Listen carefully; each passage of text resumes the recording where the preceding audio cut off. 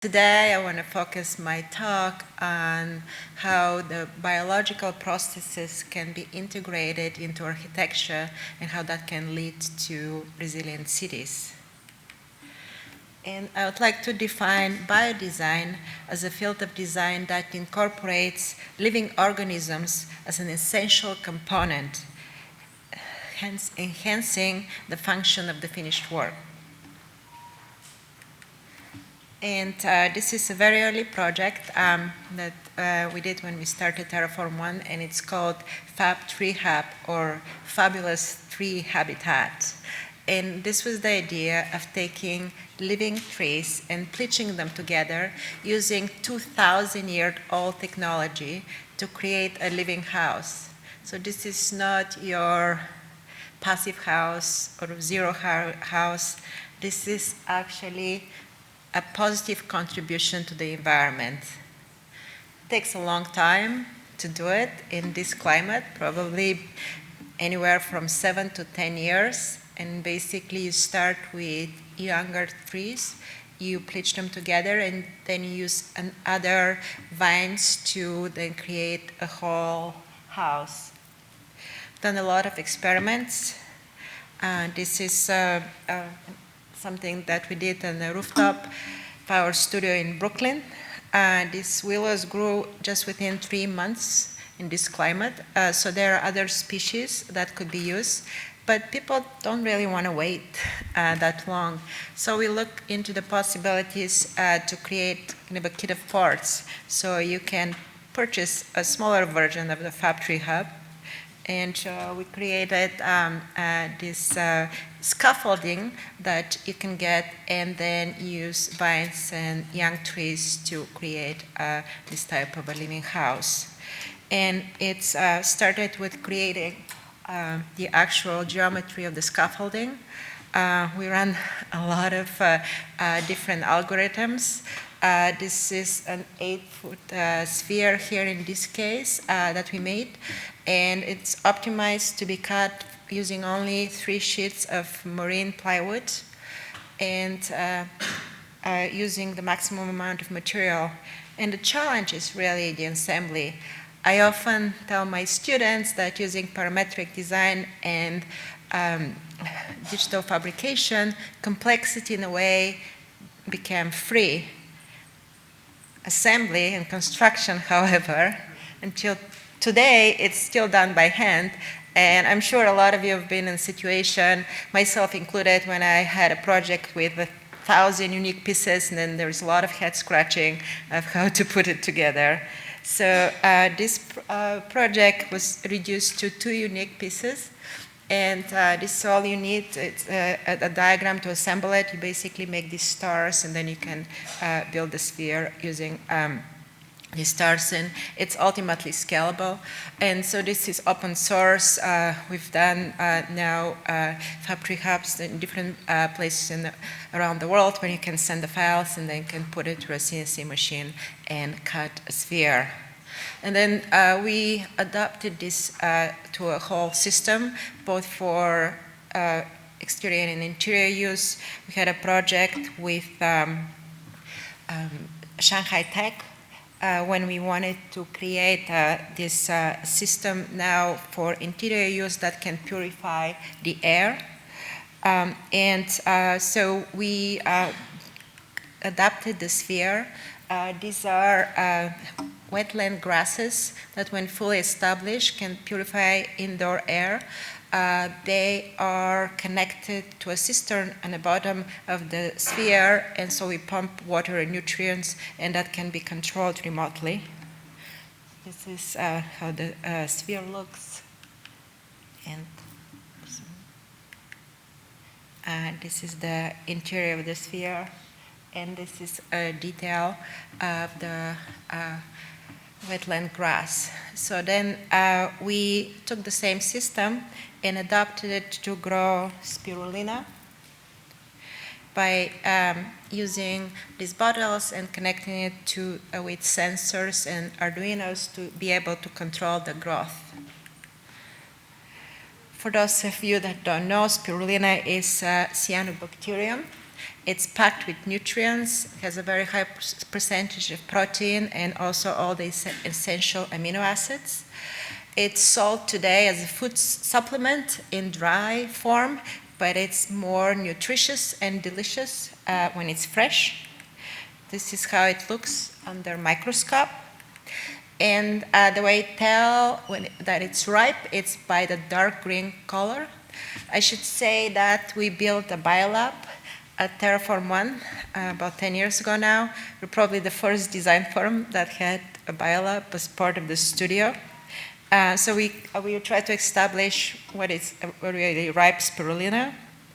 And then we adapted the same sphere, again, to be able to pump the solution from the cistern in the bottom to every bottle.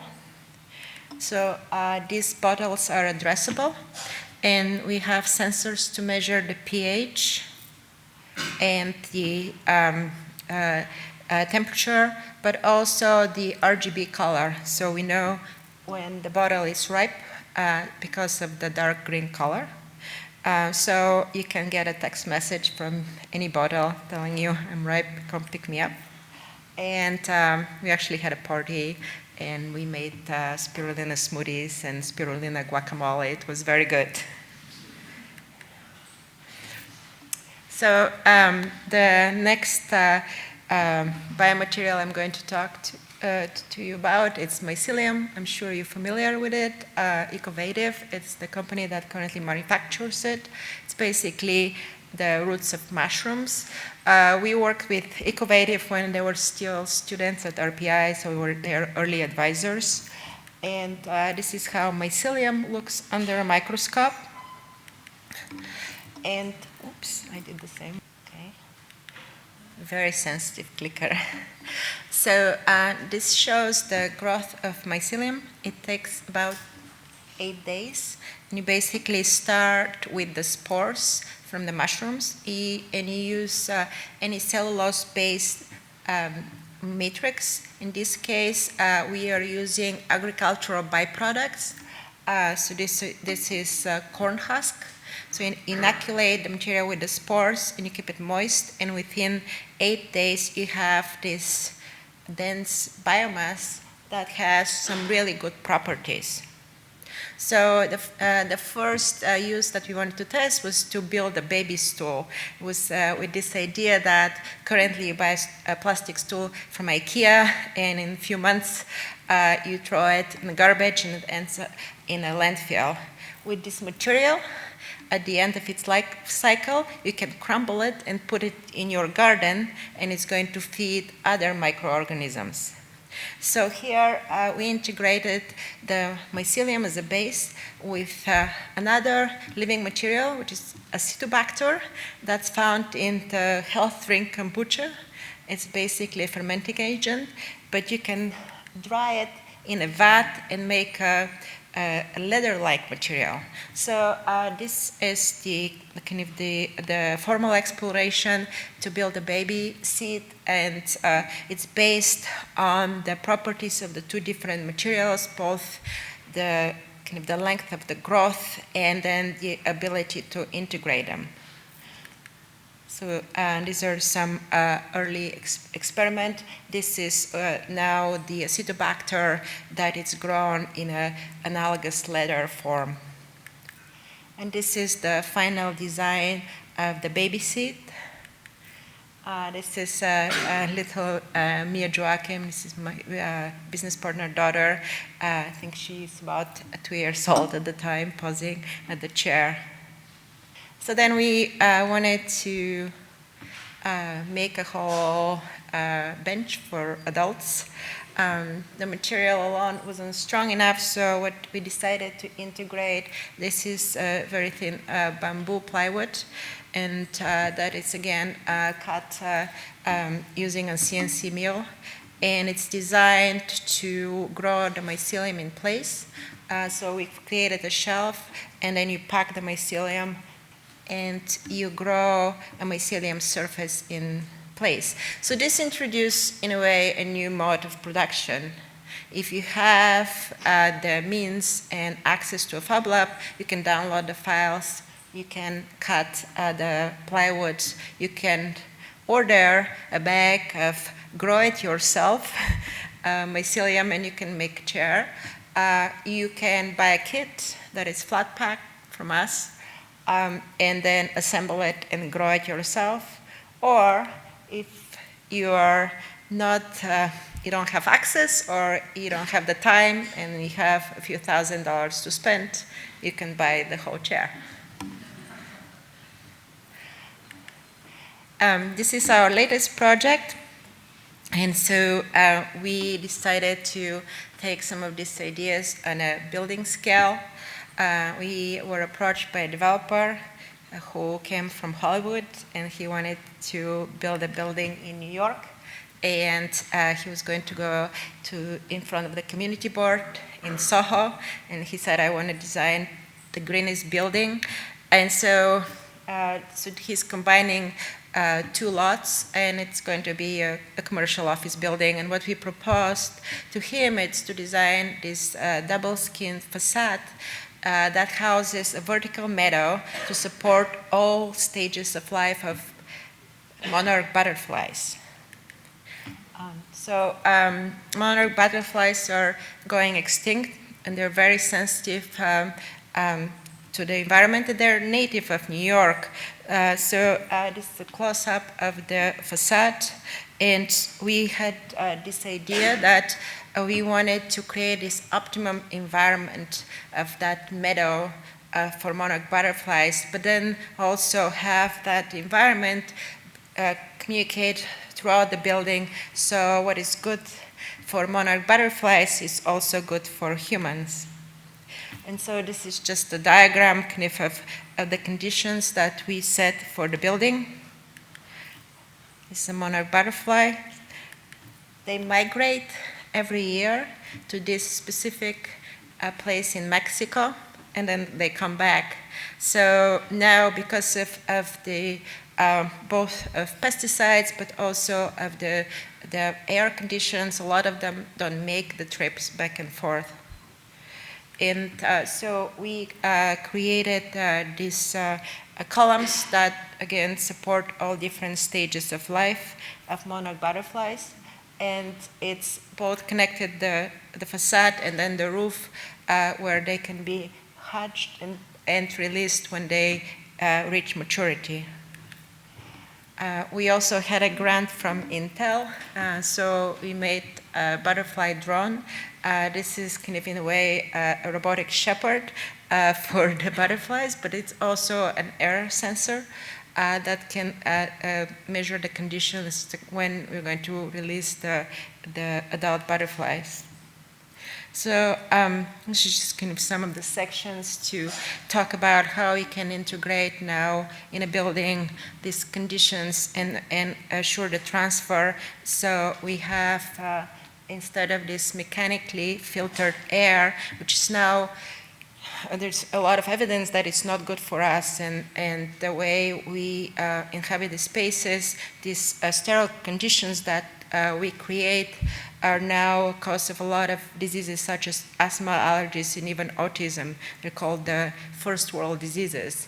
This idea of thinking of what is the microbiome of the whole building, how do we introduce these living microorganisms that they are part of our indoor environment. And we currently have an exhibit. This is at the Cooper Hewitt. There is a triennial nature, so go see it. It's still open. This is the only sponsored piece where we built a prototype of this double skin facade. This is me there for scale, and it's kind of the, oops. It's again the idea of how we can have this biological systems integrated in architecture, integrated with humans, and that's how we define biotech architecture. And finally, I want to talk about my first project at ARUP. I joined ARUP about a year ago.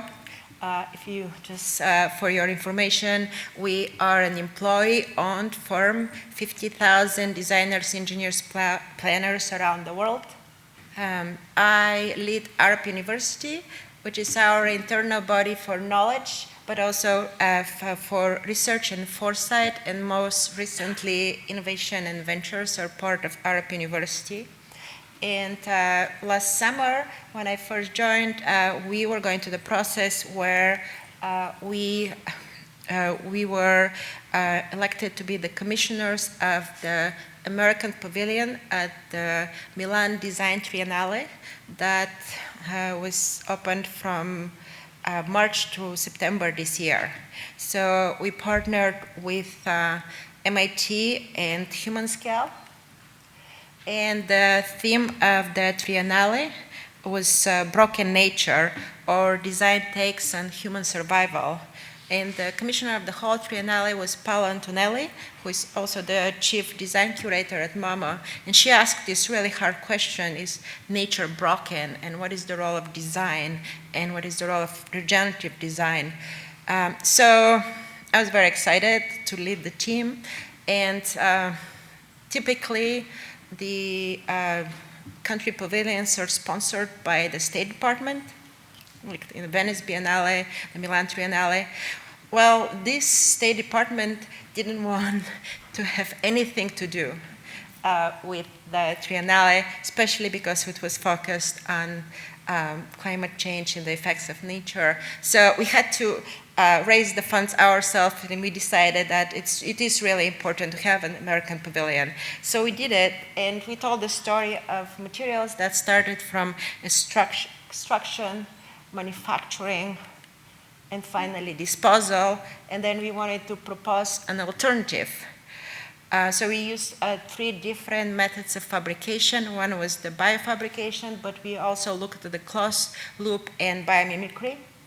And as I said, we were partnering with HumanScale, their furniture manufacturer, and we decided to create this baseline using a basic metal stool, and then make 3 different stools to match the same properties.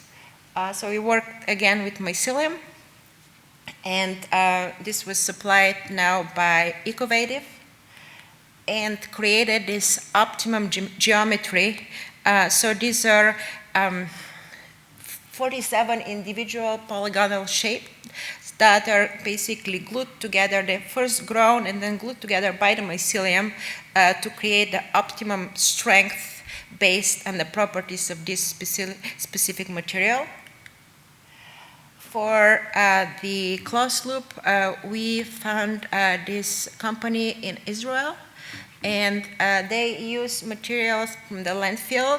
This is the materials that are not recyclable, such as baby diapers. And they have a proprietary technology where they can turn it into material that can be shaped in the same material that you shape plastic.